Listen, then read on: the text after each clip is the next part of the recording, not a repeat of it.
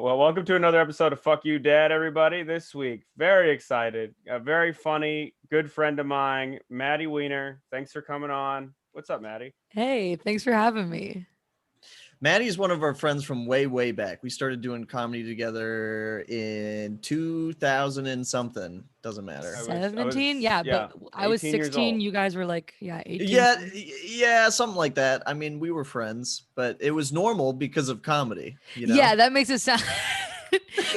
Yeah, Nick's a little bit older than us, so it's different when you're like, I was 16, and Nick's like, I was 21, but it wasn't like that at all. Kenyon and I were both in high school when we met. That makes it any more normal. It makes it a lot more normalized. We weren't seeking out Maddie. We didn't find her. It was both children who were trying to do stand up, and I actually brought you back in because you tried to dip out, and then I asked you if you were a true artist and you were trying to perform at Fishmonger's Fish Restaurant open mic. Yeah. I think I tried to be cool about it. I'm like, hey, I'm hosting the open mic at the Fish Restaurant if you want to come by and say. Oh yeah, and I was like, whoa. A comic. He's like inviting me to like a gig, a fish restaurant in Durham, North Carolina. Yeah, I was trying to flex on the fish restaurant. I was like, let me just throw this is a big deal. This is a big deal.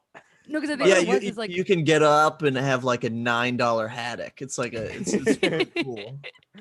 No, because I had tried it like twice after school and was like, that was kind of fun. And then 3 months later, Kenyon messaged me on Facebook and was like, so what'd you quit? And then I was like, no, fuck you. And then did it for 6 years out of spite to like prove Kenyon wrong. Yeah. Now he's like, would you quit, please? Could you quit? Yeah. That's why I'm gonna get royalties and so on as soon as the show comes out. So Maddie, you said you started doing comedy in high school. So were you like a funny razzmatazz kid, or were you kind of like what were you pre-stand-up? I was like, kind of like a very goody two-shoes kid. Like I was like getting good grades and stuff until I started doing stand-up, and then school kind of dipped off. But no, I was like hanging out with like art kids and like the theater building and like the art room and like so you're exactly who everybody thinks you are. Yeah. There's no mystery or layers. It's very apparent. Yeah. The denim jacket and whatever you can assume from that. So this might be assuming of me, but because you were kind of like a goody two shoes, do you remember one time where you got in trouble? Like what would be like the worst with your parents? Trouble? I mean, this is so comically like. No, but the first thing that comes to mind is when I was like 9 years old. My mom like made cookies and she like wouldn't let me have as much as I want. And she was like, okay, good night. I love you. And I like didn't say it back. And then I like went to my room and I was like, I feel so bad. I'm a horrible daughter. I like failed you. And she was like, what the fuck are you talking about? Jesus Christ. Yeah, she doesn't even care. Once an adult says goodnight to a kid, they just like it just they're clocking out. They're like, I'm sorry, I don't have to talk to you anymore. No, you should apologize for like waking me back up. I actually have memories of my parents saying to me like, I said goodnight. Like it was it's the end of the day. No, I closed the show. You're done. I signed off. Yeah. Maddie, what was I remember I was with you one time and you encountered like on your laptop like old essays your mom wrote about you and you were like 5 and she's like, she has no center or direction. She was just like, the other boys are fine, but Maddie worries me. And then it was like some weird psychotic thing you said when you were like 5 to your mom about like, what's a scientist? Do they study everything? How can you know everything? And then your mom was just like, is there such thing as like thermoboarding a 5-year-old? Okay, my mom would be like mortified that we're talking about this. So I just want to say like, we're good. She's like, but yeah, there was like literally like, I have my mom's old laptop my first year of college and went back and found like journal entries where she was like, I don't know if Maddie's like, okay. Like, yeah, I think she used the term, like, I don't know if she like has a center to return back to. It was like a true north. It was such a weird philosophical thing for a 5-year-old where it's like, Maddie has not found her purpose and meaning in life. Maddie doesn't know who she is or who she wants. I've watched the way her that she play. plays with a sandbox. Yeah. She's only made a 3-block tower and I'm just worried. Yeah. I'm just worried that she's not going to really, go to Duke. It was kind of... No, I don't know what this is about me that at like 20 years old, I was reading that mortified, like, oh my God, is my true nature being exposed? Like, was it hidden me for all my life that I'm a problem child? And then you look back and you're like, oh, I think I just like had ADHD and no one knew what to do with that. You're just weird. She's like just a very old family. Yeah, that's the thing is like you are your mother's daughter, right? So you are weird, and so is she because she's writing the essays. Yeah, writing it. It's kind of a weird thing to do to keep like journal logs, like it's a I don't know like a plant you're growing in science class, and you got to be like today there's 2 more leaves. Like what? My mom doesn't have a journal that's like Kenyon did this. You're just tired to get home from work. You throw some food at the thing and you move on. It is funny too that it was like it wasn't like, oh, it took her first steps today. It was like, what is she becoming? Yeah. It took her first steps, but in what direction? Yeah. What's fucked up too is I called her and I was like, hey, so what is this? And she was like, I don't even remember writing that. Like, she was like, oh, I don't know. Apparently it turned out fine. I was probably just stressed. And I was like, okay, well, my sense of self was just rattled for an hour. So I was just worried that I'm like secretly a serial killer or something. It's funny that she's like, I don't know what that's about. She's just like burning everything in a vault. Like a CIA op like directive designed. The research has been compromised. Yeah. There's like a secret lair under your house. You're a cyborg. She was like, I don't know what that's about. She's like ushering assistants to be like, burn it all. It's like they designed the ultimate female comic. You find out. CIA. See, my mom never wrote essays, but she would ask these questions of me that would put those thoughts. Like, you know what, she would sort of passive aggressively do that, where like one day, all I did was ask her for help on math homework. And she looked at me and she goes, do you think that you need like a helper in class? Someone to sit with, like a para, like someone oh my God. Who has, the kids who have like special needs, who need like an adult there with you.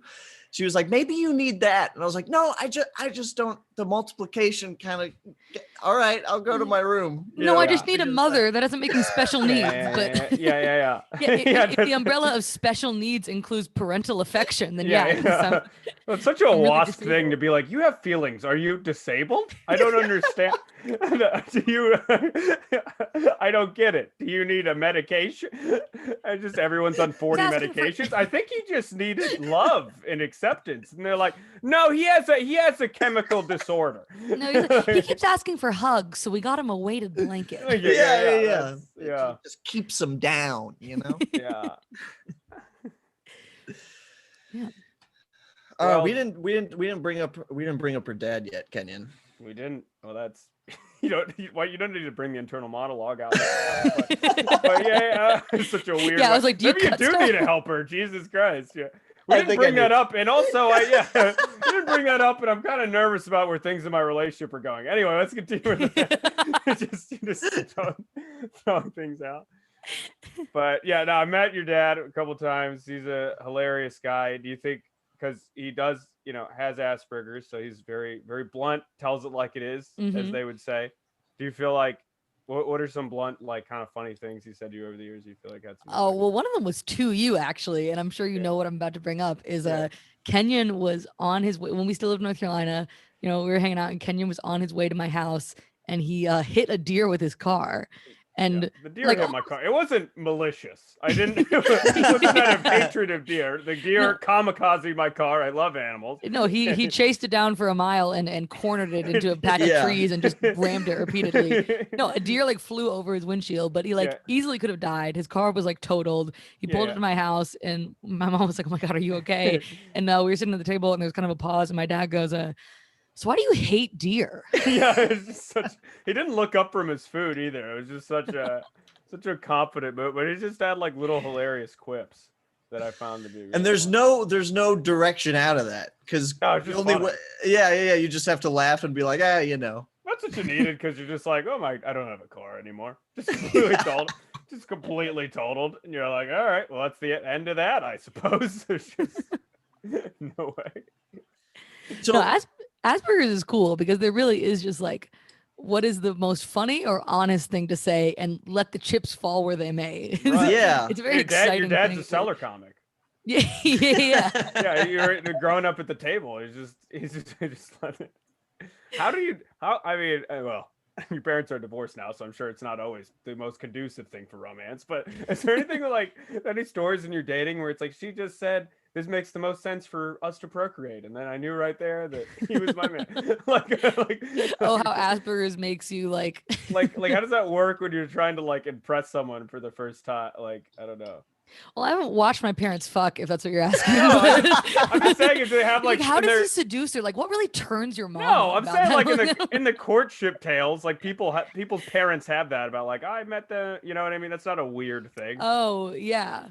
I mean, I don't know. I think my dad's still like a very sweet guy. He's just like, Right. but I don't know, because I don't know like a lot of the. I'm trying to think like a lot of the details of like how they met and stuff. But I don't know. I think it more comes out like, I mean, because it's kind of like I know more about like how he shows that with like us, like me and my brothers, is like you can still be caring and affectionate, but still say things like very bluntly. You know what I mean? Like yeah. I'm trying to think of an For some example. reason, I'm like, I can't understand. I'm like, he's saying that in a way where it's like, yeah, you can be a blunt, arguably abrasive guy, but actually really caring. I'm like, yeah, that connects. I don't know. I can see them getting along, like a guy with Asperger's, and then his wife who's writing essays about writing a blog about her kid.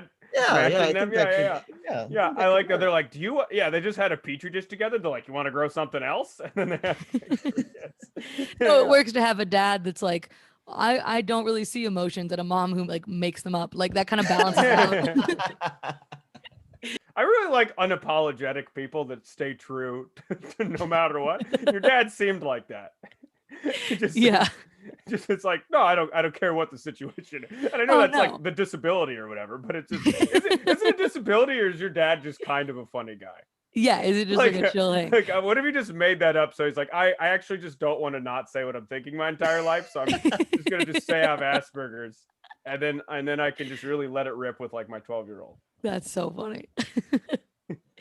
But no, I do think it makes you like, I don't know, kind of a better parent in some ways, because it's like you don't. It wasn't like there wasn't a lot of like coddling, like in a good way. You know what I mean? He kind of just talked to us like adults in a way that it was like, oh, you kind of like respect me and we'll have like a real conversation with me, like which is nice. It is nice, but then because my dad would do the same thing, he very much like treated me like an adult, which was nice, and I feel like I was very respectful as a kid to like other parents, and I wasn't a crazy child at all, but occasionally I'd be like watching like my friend's dad like play, and it was the weirdest thing because they'd be like playing with us and like doing voices, and I'm like, this guy's like, can we just have a kids only sort of?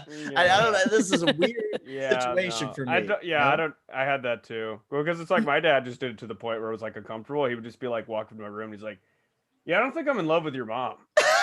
And I just have to be like, yeah, and he's like, I don't really know. Like, I hate my job. I don't know what to do. And I'm just like, all right, I'm 11. We just learned cursive the other day. I imagined, because we were talking about playing, I imagined like you holding one action figure and him holding the other, and him just being like, yeah, I'm not in love with your mom anymore. And making it come out of the action. Blah, blah, blah. Sometimes I think about just after work driving and never turning back. What do you think? Boom, boom, boom. Away from you into my new life. like, oh, look at my new life, Kenyon. I have this big house. Oh no. Oh, here's a wife that actually respects and understands me. Here's a letter from you. Throwing that away. Throwing away the mistake. He's teaching you how to drive, and you're like, Dad, when do I press on the brakes? And he's like, never. You just keep going. Don't stop, Kenyon. You don't stop.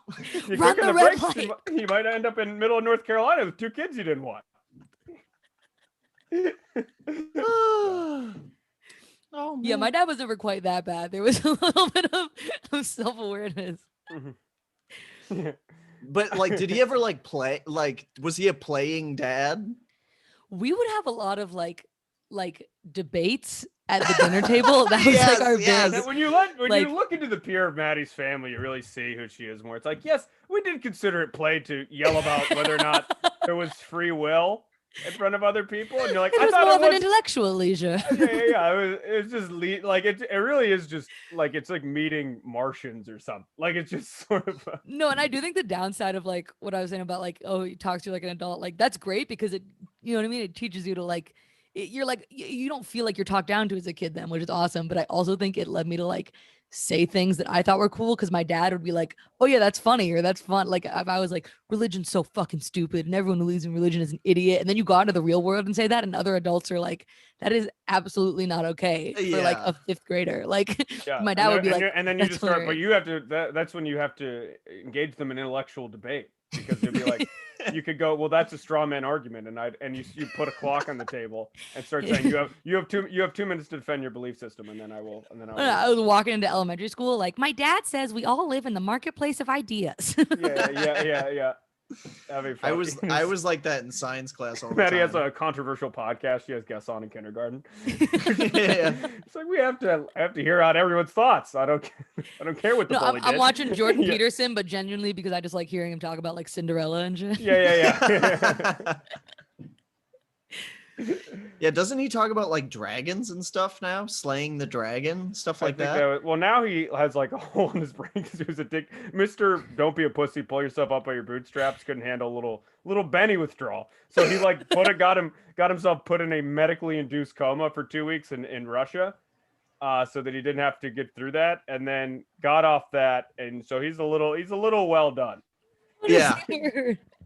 It's a little well done. So, his followers, he's like, you got to just go out there. Slay the dragon. But he was just like, no, I'd actually rather be put in a medically induced coma than go through a hard thing. And also that kind of attitude sort of did make sense now when you look back at it as someone who's on Xanax, when he's just like, hey guys, just clean your room and, be a man and do the stuff. And the way he was talking and so calm and stuff like that. He's like, oh, well, that is very Xanax smart brain. Yeah, sort of like being fucked up, and you're like, sometimes you just gotta like clean your room, man. And people are like, that's fucking genius, man. No, people are like, I'm gonna take like life advice on like balance and moderation from someone who only consumes opioids and beef. That seems like yeah. There's a thing like his daughter like only eats beef. Yeah, they have like a weird autoimmune disease that's never been proven. So they're just like, well, no, the way to cure that is just 100% pure salted beef in your body. Like a zombie. Yeah. And it's fun. The person who's behind like the keto, what used to be the Atkins diet, like Dr. Atkins, died of a heart attack when he was 60 years old. Hilarious. Because you can't just pump your body full of salt. Like you'll lose weight short term, but it is very bad for you. And the same way you can lose weight short term, starving in the woods. These are other ways. No, keto, like I'll see keto people be like, oh no, I can't eat fruit. I have to like have a steak for dinner every night. And I'm like, how is this working for you? Like your body is shutting down. Right, but you lost weight because your kidney like fell out of your ass. Well, you do it because you're tricking your body into thinking you're like starving to death. And then they're like, well, let's just use the reserves because there's no more new energy. And it's not, they're like, yeah, I feel so much more alive now that I've tricked my internal clock into thinking I'm stuck in the woods. Also, listen to yourself. No, I can't have fruit. I need a steak. That's what's good. Listen to that. Just listen to it and be like, oh, this seems stupid. No, I like can't process the idea of like, I just feel like your body would feel like so thick and heavy all the time. Like, I feel like you would like feel like clumps of blood like pushing through your veins. It just sounds like clogged. It sounds awful. Yeah. No, it's no good. I mean, I love a nice steak. So if I really speaking of, that's another fun like little. I don't know if it's an Asperger's thing or if it's just my dad's personality, but his diet is like he had a heart attack where he almost died a few years ago, and now he eats like super crazy healthy. Like I think it kind of like softened him up a lot, but he eats like super crazy healthy, and he'll have like plain oatmeal with like a bunch of fruit and like salmon on it, like all mixed together. And I'm like, salmon and oatmeal. Maybe it's not salmon and oatmeal, but it'll have like a salad that's like salmon and oatmeal. If I saw a person throw a fish into oatmeal, I would think they have. If they Alzheimer's is the only excusable thing for someone. I understand theoretically that being how, but if you're dead at that point, your dad literally is a robot who's like, this is fuel time, and then he just throws that in a blender. Puts that in a hole in his head, and then goes and starts yelling at religious people or whatever. It might not have been salmon and oatmeal, but it's something like a salad with like fruit and salmon on it, like something where I was like, this is like technically like medically nutrition, but you might as well be like eating it like through an IV. Right. Wait, he all blends it together? No, this is like mixed together in a bowl where I'm like, none of these flavors like make sense. There's like dill and strawberries, but I guess he's very healthy. So, but that's how I would do healthy food too, because that's how I do unhealthy food. I just stick it in one bowl. I'm like ice cream, buffalo wings, and M&Ms, and then I'll just eat that. So I could see me doing that with like eventually when something will have to happen. I'll need to have a heart attack or something. And then I'll turn it around and I'll just be like kale, broccoli. Oh, you could do that now. Or, yeah, I don't. Or you could live now. I would just live through a public health thing, and you're like, well, I don't want to use that at all. It's so funny to be so self-aware and be like, I'll wait till I almost die. And then yeah. You could turn the ship around now. Nick, one could argue. It's hard to turn the ship around when there's no iceberg, Kenyon. Okay. When it's just a clear horizon, there's no turning the ship. Why would I turn Before we recorded, we talked about how you look like a ghoul. So I think there's not, there's improvements that could be made. My body looks like the shape of my body right now looks like when you have a water balloon, but you put like too much water in it and you hold it, hold it by the knot and it like all just sort of droops down. You just look like a sad pear. A sad pear, exactly. Yeah. But that's what happens when it's just this drooping thing, and you're like, you know what? I'll weigh it down with beer. Like you're just like this balloon that is being weighed down with beer, and you're like, I just gotta wait for you know what the iceberg is? The summer, and having to go to the beach. That's the iceberg. That's darkness. And unless you want to be that guy with the shirt on, or pretend that you hate outdoors for 3 months, you're like, I'm sorry, I'm allergic to water. I can never come to your pool party because I'll never be the guy with the shirt on, I think. Go ahead, Maddie. I'm sorry. Go ahead. I've done that so much. I was really banking on like another year of quarantine to like get my shit together. And now we're like doing stand up and there's like pictures of me on stage. And I'm like, oh no, I didn't think I would be in public for another year. I was not ready. No, it's a little, A quarantine, I think like is sort of like a drug at least. Cause I got a little addicted to it. Cause the other day I don't know. I was like, do I go out to an open mic or do I quarantine? And I relapsed. I quarantined. I just stayed inside under a blanket, watched a movie. And you're like putting your head on the stovetop and being like, I feel a little hot. I just stay in. Yeah. Burn marks all over you're you. fully vaccinated. You're like, there's new strains out. You just yeah. Like, I don't know, guy. You just you just stayed home. You're like, I quarantined. I was saving people. Like you just. That was the addicting part of it. It was like rewarding to be like, oh no, I'm not going crazy. I'm staying in. I'm being safe. Yeah, right. And they're like sitting in your bed, jerking off, eating ice cream, being like, I'm basically a doctor. I'm basically, It's Doctors Without Borders. That was me the whole time, which was kind of, I noticed my hypocrisy because I'd be like, anytime anyone would invite me out, I'm like, you got to stay in, protect your health, protect other people. You're an idiot. And then I'd be like, well, I'm just gonna stay home and eat ice cream and get alcohol poisoning. Like it's just sort of like, I'm like, no, I'm staying in for my health the entire time, drinking like a 6-pack a day, and it's just sort of like the damage that was being done to my body. I'm like, you don't want to touch Corona. It's like, you know what COVID does to you? You know what you do to you? You're the real danger. Stay 6 feet away from yourself. Jesus Christ. Well, Maddie, thank you so much for coming on. Yeah, thank you for having me. This was so much fun. Do you want to plug anything before you go? I just have a website, MaddieWiener.com. I put everything in there. I got some shows coming up. I'm selling rugs now, so yeah, go buy her rugs. Her rugs look so cool. Thank you. Rugs.